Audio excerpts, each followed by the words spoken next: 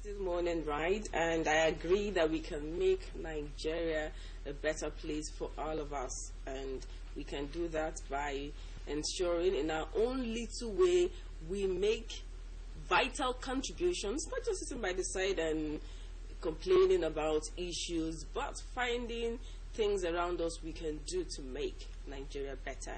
And so the two young people I have in the studio this morning have contributed their own quota through that album, and we'll be talking about their inspiration and why they decided to write a song like that. And so I have with me in the studio this morning Damilola Olamide, and his stage name is Damix. Welcome to Morning, right? Good morning. And I also have with him Ayobami Monehi. Welcome to Morning, right? Thank you. Good morning, man. And I'm wondering when a lot of young people now will be singing hip hop, singing about because there's too many musicals with words like that, and singing different genres of music. Why focus on a particular one, talking about patriotism and issues like that? Actually, I want to start by saying that music has a way of leaving a lasting impression on people. And we feel that one of the tools that we have in our hands to use to actually change the way this nation is going is through music. So we came together and felt that the little contribution that we can make will go a long way. And that was what actually inspired us to write the song. We went into the studio to record it, and we actually believe gradually the song is beginning to touch people, and we've been receiving a lot of comment from people ever since the song came out. And we actually believe that if this music is being supported the way it should be, then we would be able to get the desired change that we're actually looking for. When you talk about desired change you're actually looking for, what kind of change? Okay, Dami. Okay, I am.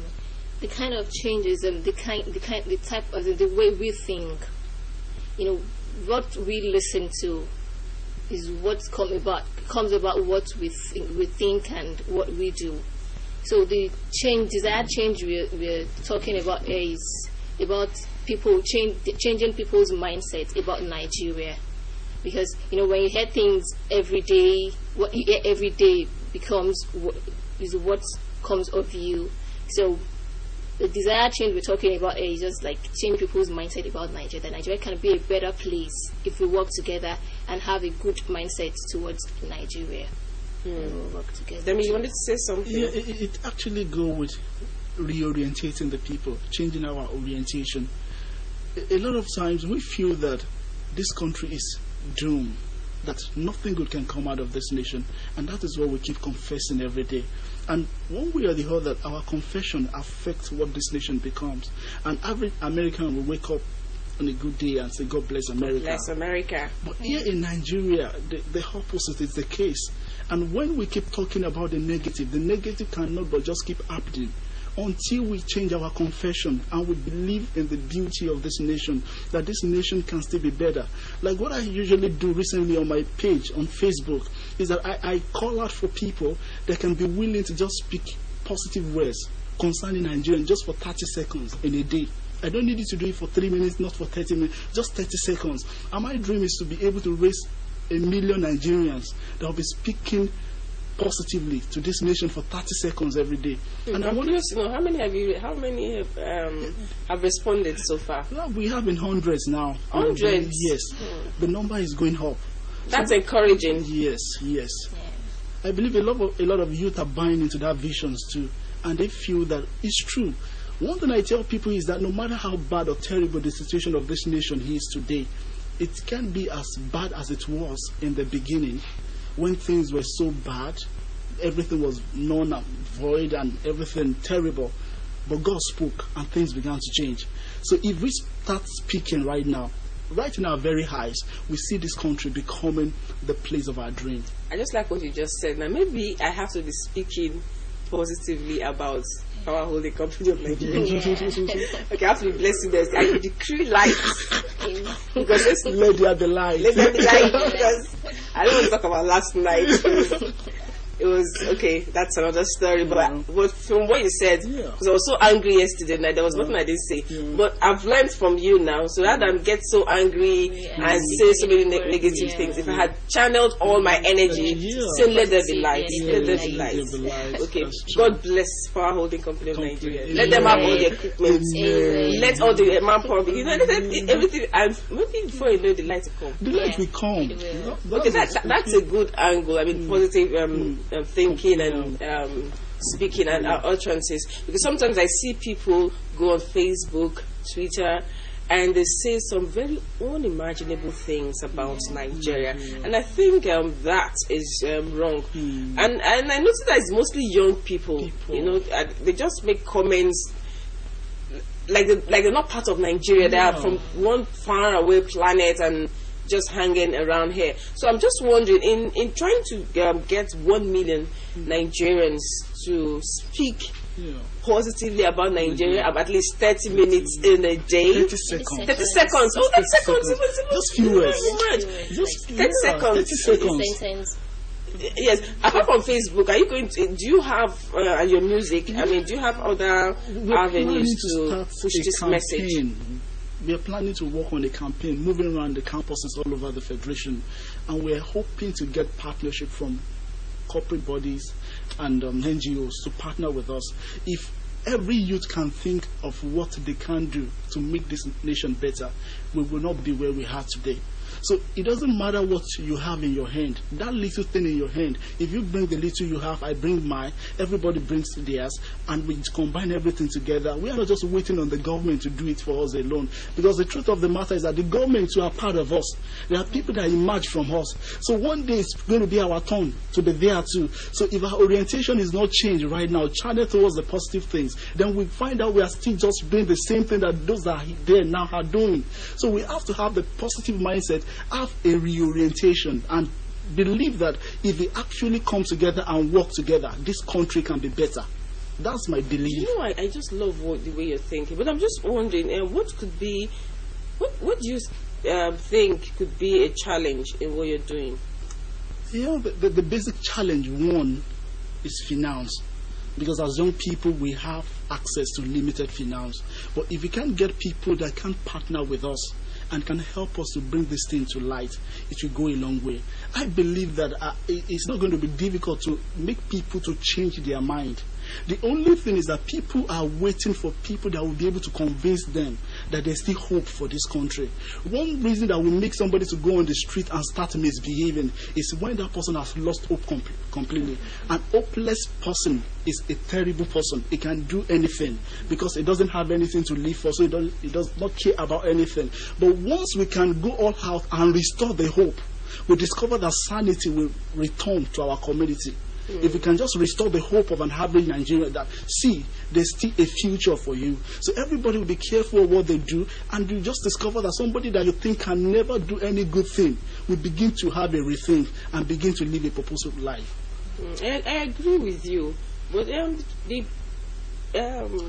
problem I'm seeing in this campaign is this. It's one thing to convince people to be positive about something, you know, and it's another thing not having like a backup or follow-up. Because if you, for instance, come to tell me to believe in okay, already I don't need to be. I'm a very patriotic Nigerian. I don't need anybody to convince me. I bless and I speak positive things about Nigeria every day and every time. I'm just thinking about somebody who already has a negative mindset about things happening around the country, and you try to convince that person to speak positively about Nigeria, and he agrees. You convince him, and he says, "Okay." Then he leaves and goes back to the same issues, the same problems, making him think negative. Don't you think that will not affect all the orientation and all the talking that you spend like hours and convince him to do? That's why we have the link. Thank God for the social media now. Through the Facebook, we can keep communicating. So we keep chatting. We keep telling them the next thing to do, the next place we're going, the next thing we are going into and going in for. So that will help us to keep staying in touch. Once you like our page, automatically you get update from us from time to time. So you get to know everything that is happening about the campaign. What's your page? What's your page on Facebook? Damix and Haybahms. Damix. Damix, Damix. Then Haybahms, Haybahms. Okay, so by liking it, I become a part of the project. Become a part of the project automatically. I think it's very good, because I was on YouTube the other day, and I found out that, you know, I'm just giving this an example to know the impact you can make through the social media. You know, some young people who have suicidal tendencies, you know, I don't know if it's working, but I know that they have, through the social media, people who don't have anybody to talk to can go online and say, look, I want to commit suicide. And you see somebody that will respond, please don't. And you see somebody that will quickly respond, please don't. And another person will reply, why? Why do you want to take your life? You know, and in that flow of communication, I mean, if, for instance, the person had wanted to slash his or her throat in maybe like 1 o'clock. By the time he starts chatting with people online and spend like 1 hour talking, I mean, that 1 hour would be enough for him or her to change his mind about taking his own life. So I'm just wondering, for a program like this, an initiative like this, and you've said you have follow-up on Facebook, and do you have somebody that will be permanently there to chat?